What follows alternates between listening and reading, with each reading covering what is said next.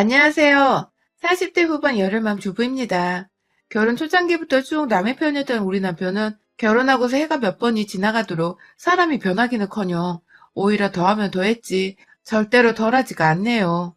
인간 쓰레기를 참교육시킨 썰 한번 들어보시고 필요하신 분들은 같은 방법으로 가져다 쓰시길 바랍니다.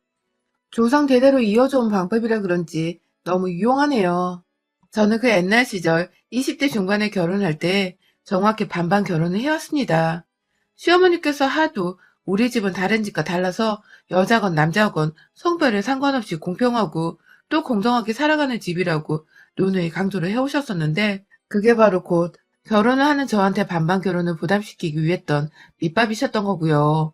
그 시절 시댁이라면 여전히 기고 들어가야 했고 그 시절 고작 30도 되지 않았던 어렸던 저에게 남녀평등을 운운하시는 시어머니는 카리스마 끝판왕에 절대로 친해지고 싶었던 어른이었습니다.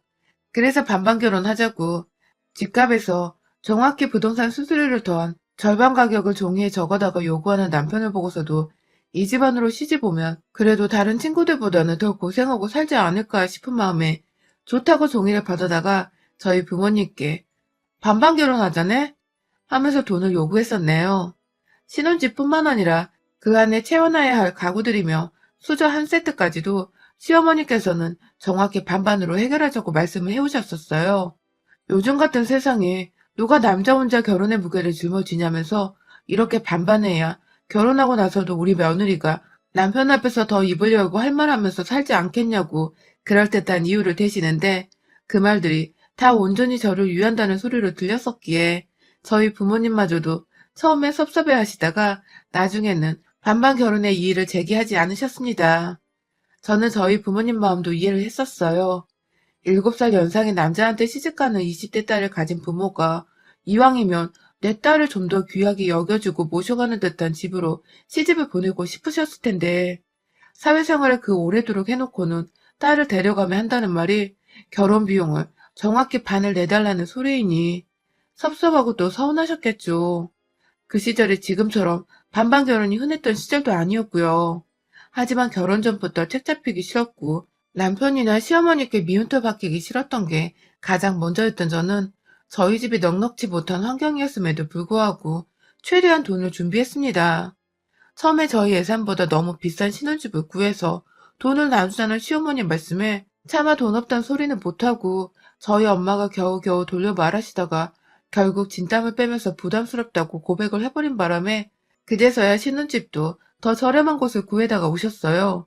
충분히 저 예산으로 보다 저렴한 집을 구하실 수 있었으면서 제가 겨우 대학을 졸업했고 아직 무직에다가 저희 부모님도 외벌이란 거 아시는 분이 전혀 배려를 하지 않고 집을 구하러 다녔다고 생각을 하니 무지하게 섭섭했었습니다. 그걸 결혼 전에 남편에게도 말을 하면서 결혼이 너무 부담스러우니 차라리 미루거나 다시 생각을 해보는 게 좋겠다는 말까지 기어코 나왔었는데요. 결국 우리 남편은 저를 놓지 못하겠다며 기어코 반반 결혼을 취소하는 게 아니라 집을 완전히 저 예산의 아파트로 잡아버리며 이제 부담 없지? 하면서 결국 저를 식장 안까지 끌고 들어가더군요. 뭐 저도 제 두 발로 서서 들어갔으니 끌고 들어갔단 소린 못하겠지만 지금에 와서야 생각을 하면 할수록 제 자신은 제 자신대로 후회가 되고 저희 남편과 시어머니는 멋모르는 여자를 붙잡고 무슨 짓을 한 건가 싶더군요. 아무튼 그렇게 결혼을 하고 보니 여자 남자 성별 따지는 일은 절대 없을 거란 시어머님 말씀은 참나 아주 그냥 완전 개구라였더라고요. 그렇게 쿨한 시어머니 척 해대던 시엄마 말대로라면 저도 반반 결혼을 했으니 결혼을 하고 나서 있을 일과 며느리로의 노력들을 다른 집보단 좀 덜하면서 내 집이기도 한 공간에서 좀 더 편하게 고생 덜하며 살아도 되는 것일 텐데 시어머니는 반반 준비해서 마련한 집안에 자신이 신혼살림을 도와줘야 한다는 명목으로 방 하나를 그냥 자기 집에 맡겨놓은 듯 풀어놓고 치울 생각도 안 한 채 시댁에서 왔다 갔다 하셨고요. 저는 애초에 주부로 살기로 남편과 얘기를 끝냈으나 남편은 그걸 시어머니께 제대로 전달을 하지 않은 바람에 시어머니께서는 늘 집에 오셔서는 저와 어색히 단둘이 있으면서 꼭 "넌 일 안 하니? 언제 돈 벌어올 거니?"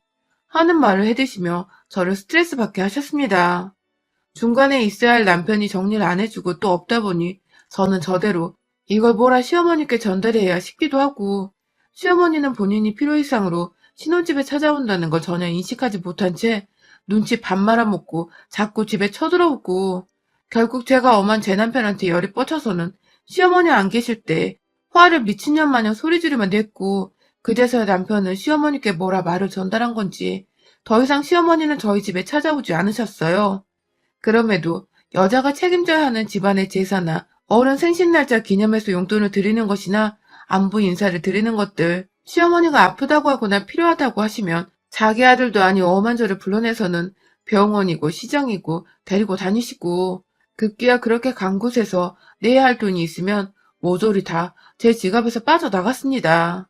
시어머니는 집에만 찾아오지 않으실 뿐 자식이 필요할 때 꼭 자기 자식이 아닌 저를 찾으셨고, 저는 이 결혼을 하기 위해서 남편과 정확히 2등분을 해서 돈을 지불하고 들었음에도 계속해서 시어머니를 통해서 빠져나가는 돈은 돈대로 들고, 시어머니는 시어머니대로 눈치 없이 제 돈을 쓰려고만 불러내시고 아주 죽겠더라고요.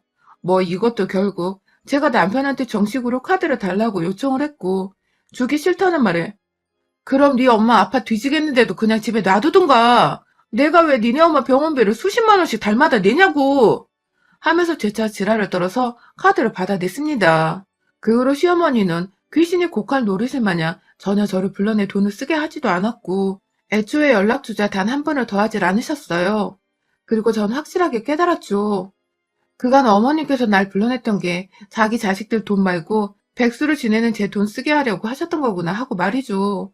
하지만 시어머니와 연락이 뜸해지고 나서 남편의 복수가 시작이라도 된 건지 남편이 자꾸만 저를 갉아먹기 시작했어요. 연애 때부터 그렇게 지나가는 다른 여자들 보면서 와, 오빠, 와, 몸매 봐. 이러면서 딴 여자 말을 입 밖으로 꺼내더니 결혼하고 나서 제가 시어머니랑 몇 번 트러블이 생겨버린 후로는 자신이 대신 시어머니 목까지 저를 피말려 보겠다고 작정이라도 한 건지 그렇게 다른 집 여자들과 저를 비교하더라고요. 다른 집 와이프는 직장인인데 돈을 얼마 벌어온다면서 부럽다고 난리고, 또 다른 집 여자는 반찬 개수를 10개 이하로는 절대 만들지 않는다더라 하면서 직접 그걸 또 사진을 받아와서는 저를 보여주며 와, 존나 부러워 라고 하던지 꼭 저보고 부럽다고 난리를 치면서 말을 하는데, 이런 얘기들을 들으면서 기분 좋아할 와이프분들 계신가요? 저는 정말 결혼한 해를 거듭해 갈수록 피말리고 제 자존심은 완전히 바닥을 치는 기분이었습니다.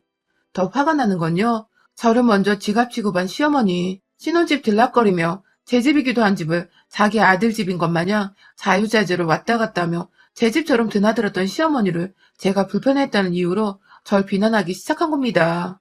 그걸 완전히 비꼬는 방법으로 괴롭혀서 사람이 더 환장하는 기분이었죠. 처음은 자기 상사 와이프 얘기를 하면서 그 와이프가 시어머니랑 단둘이 여행을 다녀왔더라면서 진짜 대단한 여자라고 너무 부럽다고 또 그걸 제 앞에서 말하는데요. 아니, 그 집은 시어머니가 여행을 간다고 돈도 대줬을 테고 저한테 잘해주심 제가 오죽 잘해줬겠냐고요. 저희 시어머니한테. 반반 결혼 언급하며 결혼 전부터 칼같이 절 존중해 주실 때 보였던 시어머니가 결혼하고 보니 정반대였는데, 그런 시어머니 돈 와이프가 불쌍하지도 않은 건지 자꾸만 부럽다고 이 집 저 집 여자들 언급하며 말하는 남편에게 얼마나 서운하던지요. 그렇다고 남편이 저한테 대놓고 화를 내거나 신경질을 부리는 게 아니라 제가 제 기분이 나쁘다고 화를 낼 수가 없었습니다. 꼭 그렇게 말해야 해? 하면서 언성을 높이면 오히려 왜 화를 내? 뭐 찔리는 거 있어? 하면서 오히려 제가 적반하장 언성을 높이는 거라면서 왜 그러냐고 물어보는 사람이었기 때문에 제가 제 감정 표현하는 것조차 더 생각을 하게 되더라고요.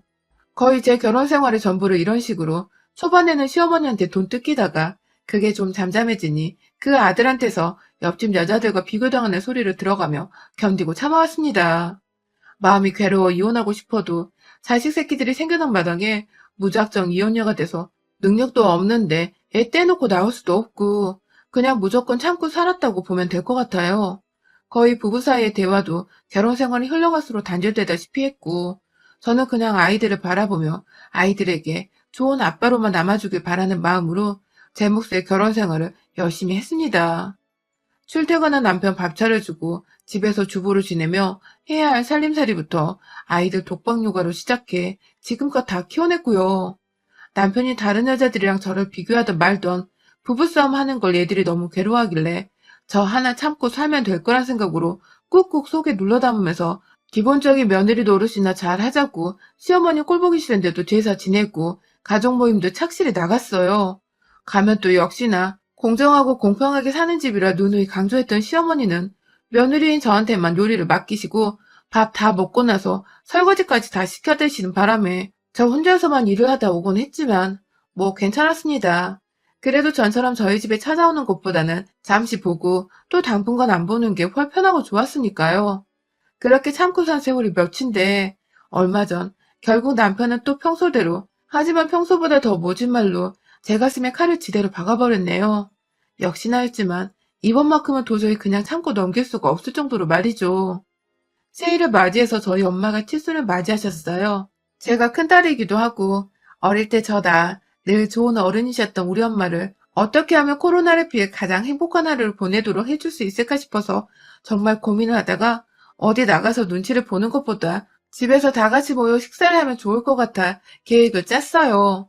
집안에서 여동생과 남동생을 불러다가 요리를 다 하고 온 가족들이 다 모일 수가 없는 시국이니 동생들과 얘기를 해서 각자 새 집에서 번갈아 가면서 엄마한테 식사 대접을 해드리기로 결정을 했죠. 가장 먼저 저희 집이었어요.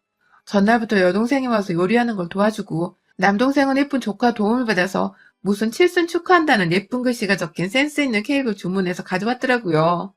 제부도 그렇고 올케도 그렇고 시국이 시국이라 제가 먼저 고생이 많다며 즐겁게 밥 먹고 축하드리라며 안부 전하기면 인사 전화가 왔었어요.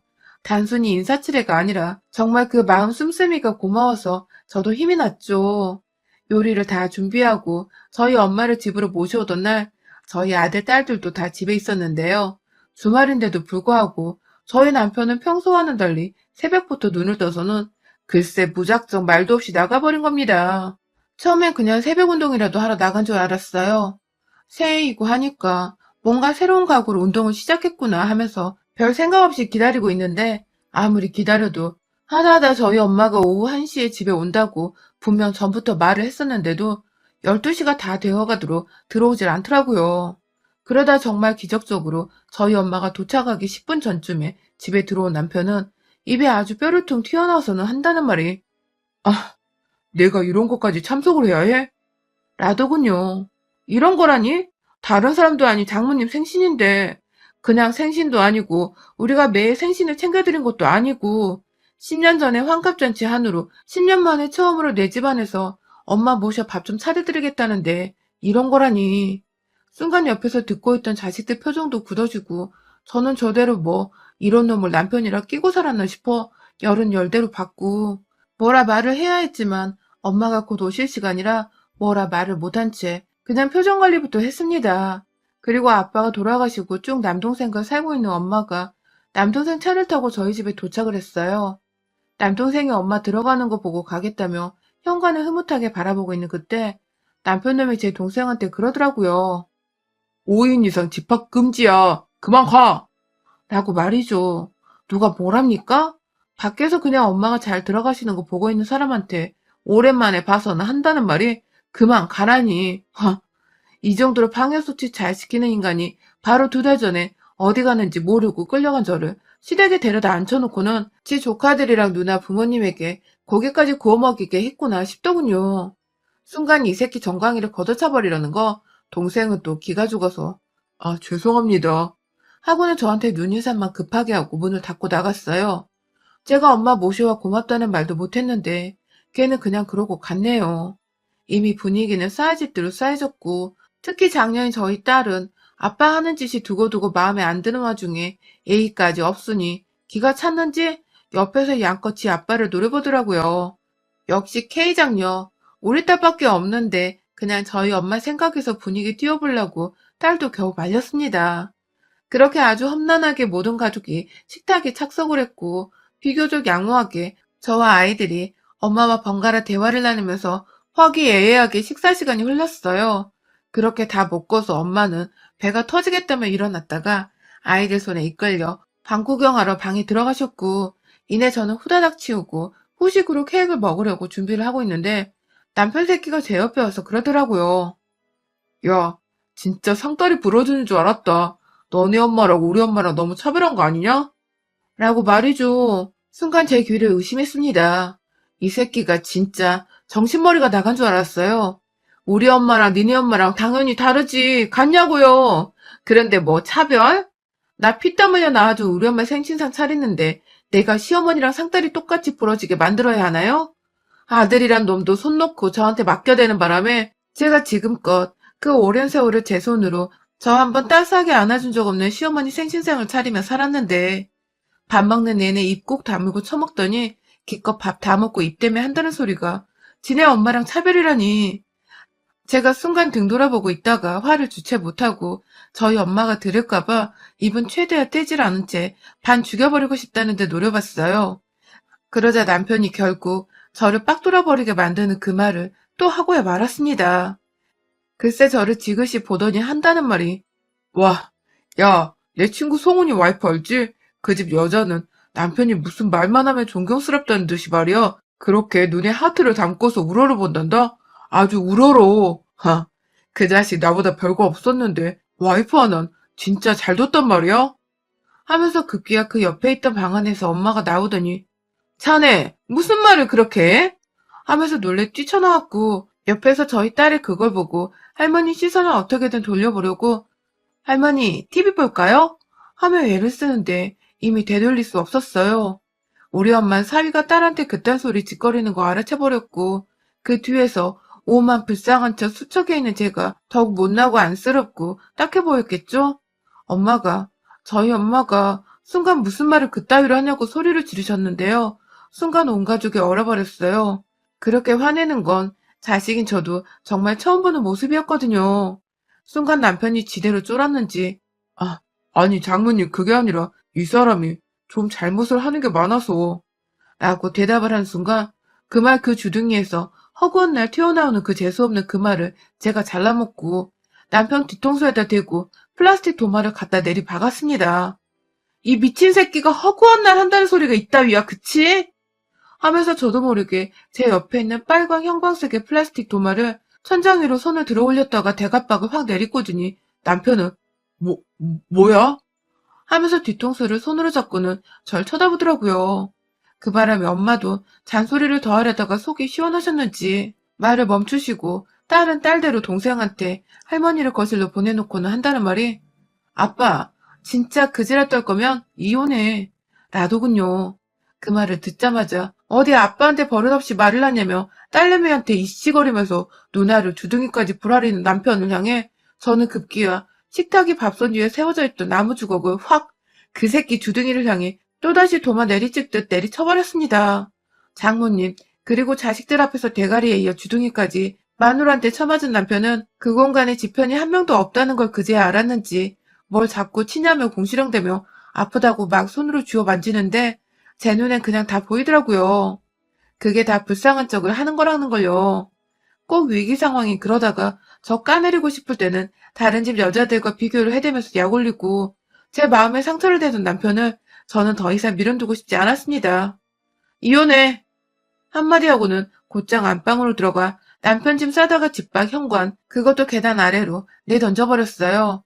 시어머니가 반반 타령을 할 때에는 그렇게 찜찜하고 왜인지 손해보는 기분이 들더니 아파트값 오른 걸 보니 마냥 손해는 또 아니란 생각이 들면서 하다 시어머니한테 고맙기까지 하더군요.